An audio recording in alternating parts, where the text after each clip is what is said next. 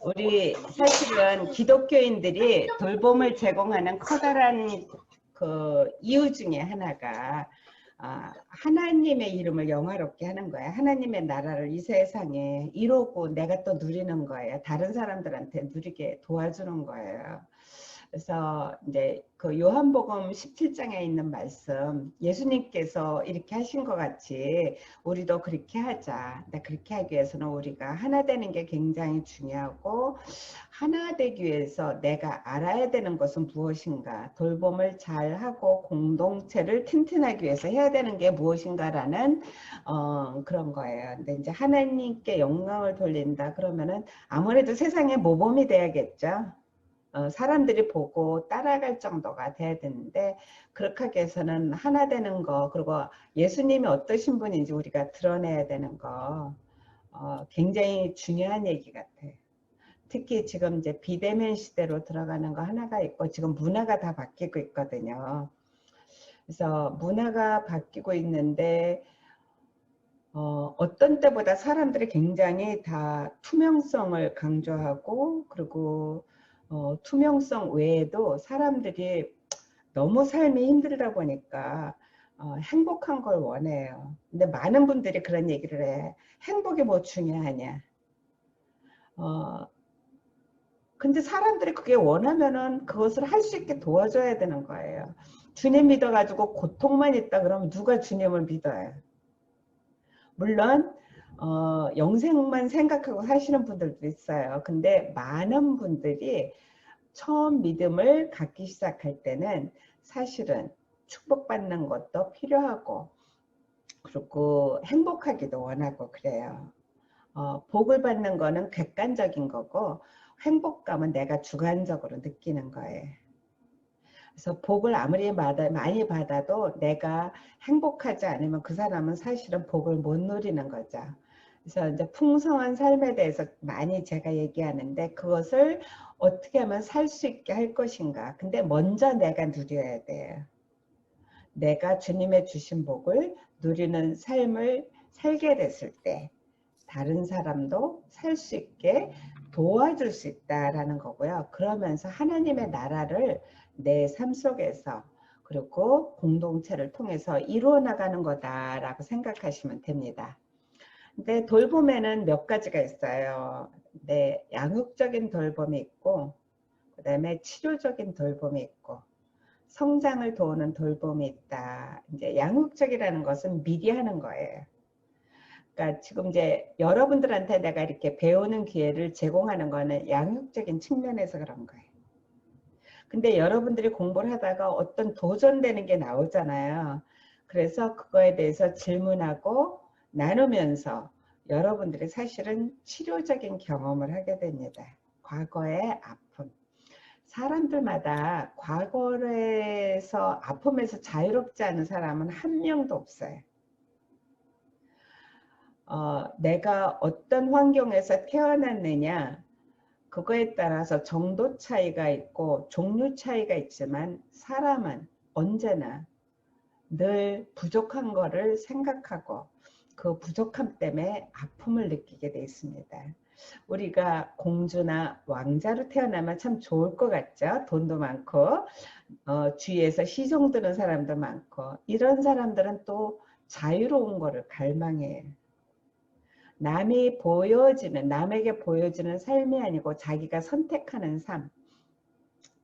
그렇기 때문에 해리 왕자가 거기서 튀쳐나온 거겠죠. 그리고 그런 거를 자식한테 물려주고 싶지 않다라는 거. 근데 그런 측면에서 실제로 그게 내 삶의 과거의 아픔이 지금 현재 어떤 영향을 주는가, 그런 거를 내가 깨닫고 선택해 나가는 과정 속에서 치료 경험을 하게 돼요.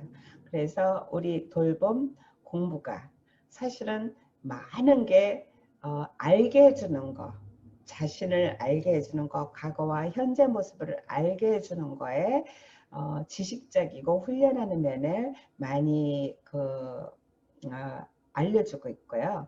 그 다음에 성장을 도우는 돌봄이라는 것은 뭐냐면은, 우리가 아까 영성 시간에 한 것 같이 도전되는 부분들이 있어요. 그러니까 믿음의 초기 단계에서는 남의 양육만 받아도 돼요. 근데 그 속에서 내가 어떤 면에 은사가 있고 잘한다. 그리고 어떤 면에 약하다. 근데 그 약한 면이 내가 정말 원하는 삶과 어떤 관계가 있나. 내가 신경을 써야 되는가. 그런 거를 파악하는 거가 어렸을 때는 이제 필요하고요. 중간 정도 단계로 들어갔을 때 뭐 한 4-5단계가 있는 것 같아요. 돌봄 사역에서 조금 더 알게 되면 그거를 내 삶에 적용하고 남을 도와주는 그런 단계까지 가고, 더 들어가면은 사실은 내가 지도자가 되고 돌봄자가 되는 그런 단계가 있는 것 같아요.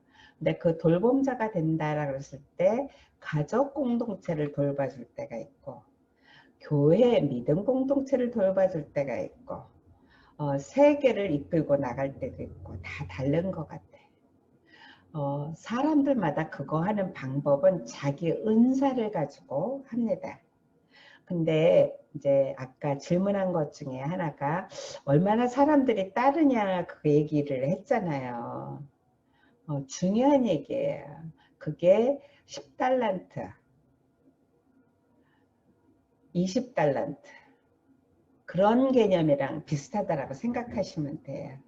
내가 얼마나 많은 사람한테 영향을 주느냐, 그거는 주님 손에 달린 건데, 주님이 나의 그릇에 따라서. 근데 내가 1달란트 받은 사람 같이 행동하면 안 돼요. 10달란트를 가지고 있는지 내가 100달란트를 가지고 있는지 우리는 몰라요. 근데 주님과 관계 속에서 그것을 내가 발견하고 나의 모습을 발견하고 훈련하는 거예요. 근데 그 이야기는 뭐냐면은 내가 집에서 살 때의 내 모습과 밖에서 다른 사람을 돌볼 때 내가 모습, 태도, 행동, 지식 그런 정도가 다 다르다라는 거예요. 누구를 대하느냐에 따라서 다 다르다라는 거예요. 근데 아까 이제 목도선 얘기하면서 조직에 대한 얘기를 했어요. 저도 굉장히 중요한 도전을 받았던 게, 많은 상담가들이 사실은 1대1 양육에 강한 사람들이에요. 조직에 들어가면 굉장히 약해요. 행정력도 약하고 사람들을 끌고 오는 거에 있어서도 너무 조심스럽고 그래요. 근데 내가 로컬 철치에서 사역을 하느냐, 그 다음에 교인이 몇 명이냐, 그 다음에 내가 그 지역사회랑 어떻게 연결되어 있냐에 따라서 나한테 요구되는 훈련 정도가 다 달라요. 그리고 문화에서 도전되는 거를 다루는 것도 다 달라요. 그래서 그런 것들을 내가 훈련하는 거예요. 근데 그러는 거를 혼자서 하기는 굉장히 힘들어요. 그래서 먼저 그 길을 간 사람들이 뒤에 따라오는 사람들을 키우는 거예요. 후임자를 키운다라고 생각하시면 돼요. 딱. 그래서 그 사람들의 성장을 돕게 하는 그런 돌봄을 제공하는 거다라고 생각하시면 되고요. 목회적 돌봄이라는 것은 무조건 주님의 영광이에요. 내가 주님의 영광을 가리면 안 돼.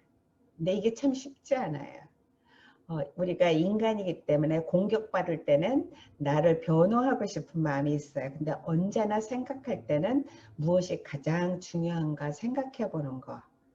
그리고 그거를 주님한테 맡기는 거. 내 문제는 주님한테 맡기는 거.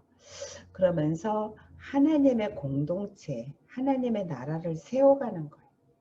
하나님의 의와 정말 하나님의 사랑과 은혜가 드러나는 공동체를 우리가 세우잖아요. 비대면이 무슨 상관이 있고, 우리가 바벨론에 끌려가면 무슨 상관이 있어요.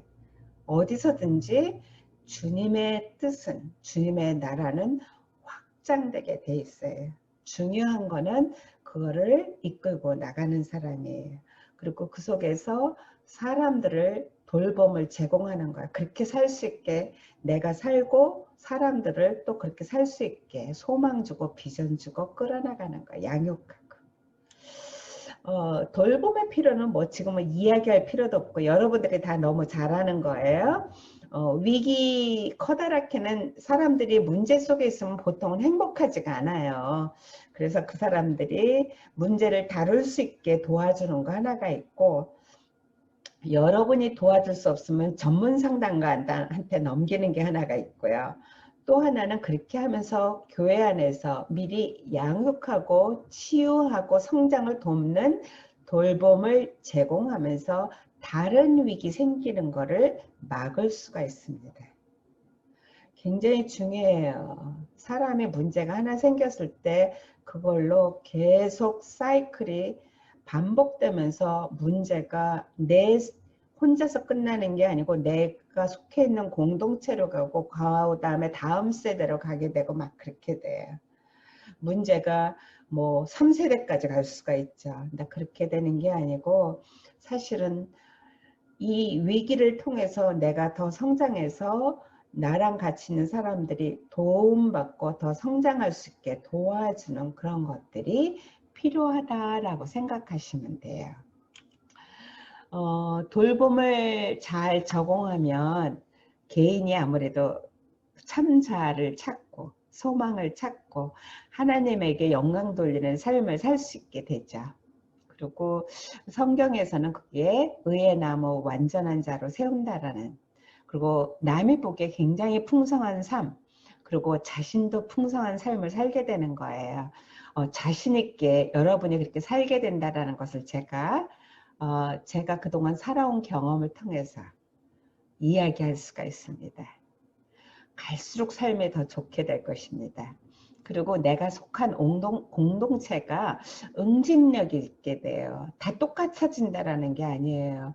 굉장히 무서운 것 중에 하나가 교회에서 보면은 목사님을 교인들이 닮아가는 거예요. 근데 개인성을 잊어버리지 않고 닮아가면 좋은데 말투까지 다 똑같아져요. 목사님 말씀을 그대로 흉내내고 무서운 얘기죠. 사실은 그 얘기는 목사님이 우상이 됐다라는 거. 그게 주님이 원하시는 게 절대로 아니라는 거예요. 그래서 응집력이 있다라는 것은 각자 개인의 특성을 가지고 있으면서 그 속에서 예수 공동체로서 예수님을 통해서 나타난 구원을 믿는 사람들이 모여서 하나님의 뜻과 나라를 세워가는 사람들이 모인 거, 그거 하나로 응집력이 생기는 거예요. 그게 가장 우선이 되는 거예요. 그렇게 되는 거고 하나님의 빛을 이 세상에 드러내는 건데, 지난번에 유튜브 할 때 얘기했던 거예요. 그렇게 되면은 내가 빛과 생명이 내 안에 있게 되죠. 그리고 자연스럽게 많이 웃게 되고 그리고 사랑하게 되는 그러한 공동체가 된다라는 거예요. 그래서 그 속에서는 치유와 성장이 있게 되고 자동적으로 전도하고 선교하게 돼요. 그게 무조건 해라 그래서 하게 되는 게 아니고, 그리고 전도와 선교할 때 나의 영광을 위해서 하게 되면은 좋은 게 없어요. 내 영에 유익한 게 없어요. 하나님 나라에 유익한 게 없어요. 강박적으로 돼요. 근데 그게 아니고 내가 정말 좋아서 하게 되면 전도할 때 기다리게 되고 선교하면서 내가 내 이름이 드러나지 않아도 좋게 된다는 것입니다. 돌봄자는 기술과 그리고 지식과 훈련을 쌓아야 돼. 참 중요한 것 같아요. 우리 이제 옛날에 어떤 분이 이야기한 거예요. 왜 우리가 차를 사도 이것저것 다 살펴보고 이 차 저 차 다 살펴보고 그렇게 하는데 왜 결혼하면서 그리고 애를 낳으면서 지식 없이 훈련 없이 그냥 결혼하고 애를 낳고 키우는지 모르겠다. 그런 이야기를 했어. 맞는 얘기인 것 같아요. 제가 얼마 전에 이제 그 뉴저지 팀이랑 나눴던 거예요. 그러니까 뭐였냐면은 우리 딸한테 사실은 마음에 계속 걸리는 게 생각이 나서, 엄마가 옛날에 너한테 잘못한 게 있는데 네가 생각하기에 엄마가 잘못한 거 얘기 좀 해줄래? 내가 미안하다고 사과하려고. 머리를 쓴 거죠. 그냥 무조건 얘기하면 안 되니까. 그랬더니 딸이 내가 때린 거라고 그러더라고요. 근데 때릴 때 너 몇 대 맞을래? 라고 꼭 뭐 물어봤는데 80점 맞았다고 때렸대요. 그래서 90점 못 맞았다고 때렸다. 그러면서 you so messed up 그러더라고요. 근데 얘기를 하면서 이제 때린 이야기를 이렇게 들어보니까 공부 못했을 때 많이 때렸더라고요. 근데 때렸다고 해서 막 때린 게 아니에요. 자로 손바닥 내밀어 몇 대 맞을래 그렇게 해서 내 나름대로는 우아하게 때린 거였는데 얘한테는 그게 상처가 됐던 거예요. 그러면서 그때 내가 깨달았던 게 정확하게 상담 공부를 하기 전과 후가 내가 달라진 거를 깨달은 거예요. 그 때렸던 거는 다 공부하기 전에 그런 거예요. 근데 공부를 하면서 내가 아이를 존중하는 거, 기다려주는 거 그런 거를 배우게 되면서 내가 바뀌게 된 거예요. 그래서 깨달은 게 지식을 갖고 그리고 실제로 말하는 훈련, 듣는 훈련, 도와주는 훈련을 하는 게 이렇게 중요하구나. 그러면서 돌봄자는 굉장히 자기 성찰이 중요해요. 그래서 그 자기 성찰을 하는 거를 다양한 방법으로 하는데 이게 사람마다 다 달라요. 아픔의 정도마다 다 달라요. 근데 이거를 여러분한테 권하는 거는 이번 학기 동안에 적어도 여러분들의 핵심 이슈를 발견하고 도전했으면 참 좋겠다. 매년 그렇게 하잖아요. 매 학기마다. 그러면 여러분들이 공부가 진행되면서 엄청나게 달라질 거예요. 사람이요. 그 공허감, 외로움, 불안 그런 굉장히 많은 게 나가 되지 않아서 생길 때가 많아요. 그래서 여러분들이 자기 성찰을 하면 할수록 사실은 자연스럽게 되고 내가 나를 좋아하게 돼. 싫은 게 아니고. 상담에서 도와주는 게 그거예요. 자기 성찰을 할 수 있게 도와주고 그것을 정말 좋은 측면에서 자기 좋은 점을 개발하고 그리고 좋은 점을 가지고 도전하게 하는 것이 상담이 하는 거예요. 근데 그거를 돌봄 사역에서 교회에서 조금 더 심플하게 한다라고 생각하시면 돼요. 여러분이 그렇게 하게 됐을 때 사람들이 여러분을 보면서 하나님의 사람이다라고 이야기를 할 거라는 거예요. 여러분의 공동체가 하나님의 공동체라는 이야기를 하게 된다는 거죠. 그거는 굉장히 큰 축복이에요.